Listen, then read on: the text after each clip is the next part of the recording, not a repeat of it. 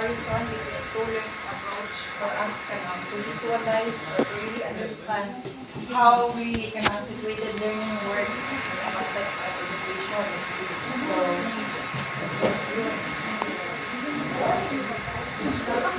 like first time.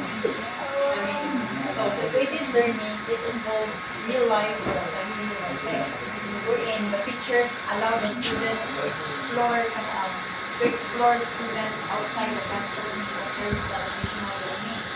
In traditional learning, learning process happen inside classrooms like the teachers siya lang ang mag-discuss, lectures, siya lang ang mag-taught sa mga concepts inside the classrooms. Whereas as situated learning, kay, for example, si teacher nag-discuss karon of the formula sa force. What is the formula of force? Shine.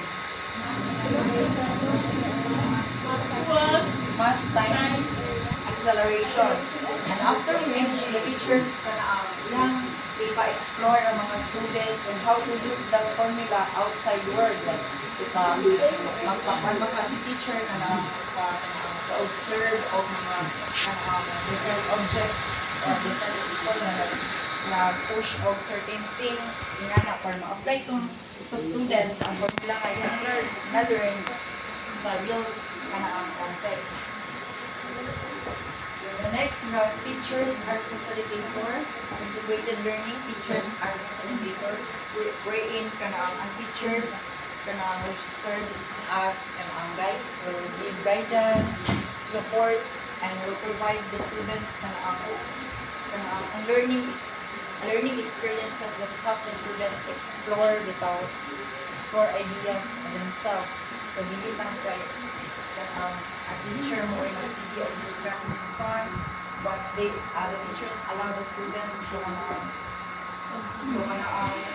gather data, to acquire data sa ilang halang kaugalingon. And traditional learning, the role of teachers are the main source of knowledge. Like ang students like seeking pretty lang, like maminaw lang early to the teacher.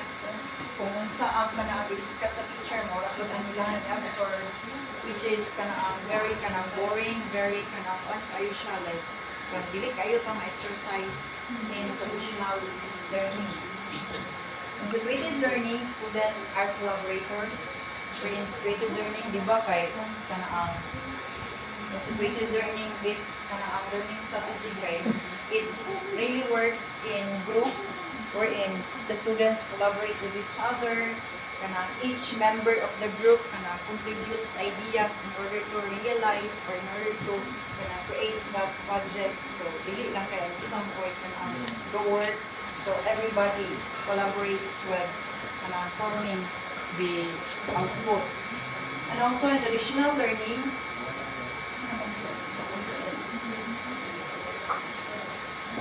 students are passive listeners. So that's sa akong ginon ganyan that students merely listen to the teachers, take note what is the important ideas during the discussions, memorize everything kung saan ihatag sa teacher sa students. Or na goals students, highlight na.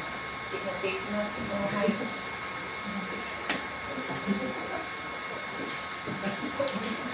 Integrated learning, it involves application and social interaction. So, dili kayo boring and integrated learning kay ang ato ang na-learn inside the school kay i-apply na to siya. Ang the teacher will let the students apply it outside.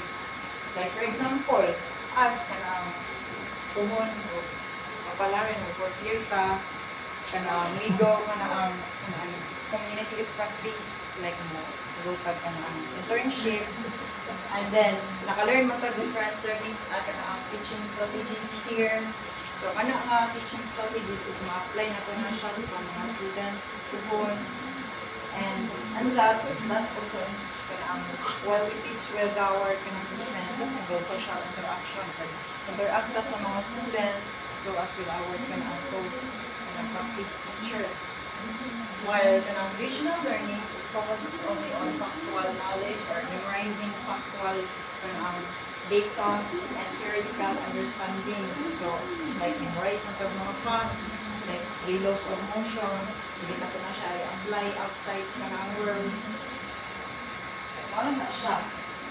And also, integrated learning that involves performance-based tasks, projects, demonstrations, while traditional learning involves written exams or quizzes.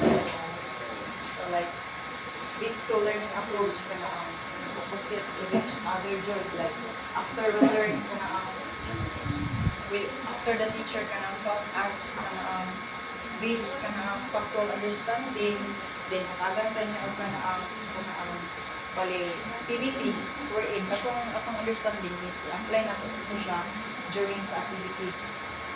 And also demonstrations like teachers taught us kanang how to prepare lesson plans, and then katong knowledge is apply na ito siya. And then yeah, while traditional learning kay like after the discussion kay exam na dayon, quiz na dayon, like no application at all. And also secretive learning involves deeper understanding and longer retention compared sa traditional learning. Di ba, raman dyan yung like, learning na to is na i-apply na to siya in a real world. Like, napatay daghang masabtan compared sa like memorization lang. And also, kato itong mga learnings, pinapay kanang possible na ma-align na to siya. Like, for example, and also, while traditional learning, it involves surface understanding lang siya, like memorization, like, dili kayo pa there is, traditional learning, it doesn't have the opportunities for us to apply what we learn compared sa simulated learning. But if rote memorization, atong retention dito is like, for this day lang po na na-learn. Like, hindi ka na po siya naman the other day, the next day, compared sa secreted learning na ato dyan siyang i-apply kaya na-apply concepts. Next, we have the advantages and disadvantages of secreted learning. First, you have it encourages collaboration, promotes deeper understanding, learning becomes more meaningful, develops practical skills. So those are advantages of secreted learning. While disadvantages, it is time consuming, like time consuming, biya siya kaayo, like pila pa na siya pang months, biya pa mahuman. And also, it requires skilled facilitator. So, dapat ang kanang facilitator po, while we apply those knowledge in a real context, dapat skilled good siya kay if dili skilled ang kanang facilitator, bali mo lang dili niya mag-guide, like dili niya ma-correct atong mga misconceptions ng mga kanang concepts, like dili siya skilled for like masamutan ang atong kabugo padaan. Dili pa jud kayo skilled ang kanang facilitator, wa na jud direction of the learning. Inampol style.